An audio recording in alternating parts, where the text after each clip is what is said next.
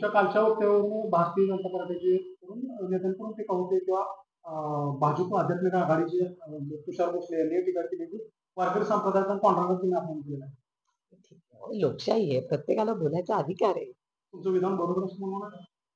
मी बघा, मला जे योग्य वाटतं ते मी बोलते आणि करते. माझी ना ईडी ना सीबीआय, मी काय कोणाला काय केलं नाही. आणि मी रामकृष्ण हरिवाली, सगळ्यांना माहिती आहे माझं पांडुरंगाचं आणि माझं काय नातं आहे.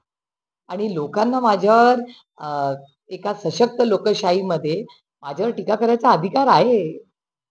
जयकुमार गोरे म्हणतात की ताईंना विचारा तुमचा पांडुरंग कोणता आहे, आमच्या पांडुरंगाला हे चालत नाही. ठीक आहे ना, अधिकार आहे, लोकशाही आहे, प्रत्येकाला बोलायचा अधिकार आहे.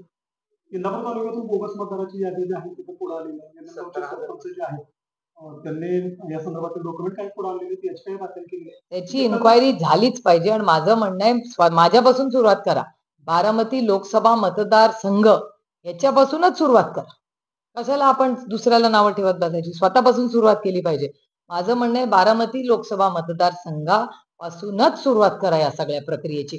आणि तुम्ही बघत असाल, भारतीय जनता पक्षाचे 2 नेत्यांनी पण मान्य केलंय की अशी डुप्लिकेट मतं आहेत. केलंय की नाही मान्य? तुमच्या चॅनलवर मी पाहिले, एक महाराष्ट्रातले आणि एक बाहेरचे.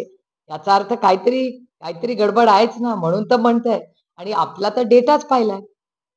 राहुल गांधींनी तुम्हाला डेटा दाखवलाय, आमचे अशोक बापूंनी डेटा दाखवला आहे, पनवेलला जे बाळाराम पाटील आहेत त्यांनी डेटा दाखवला. सगळं तुमच्या चॅनलवर आहे.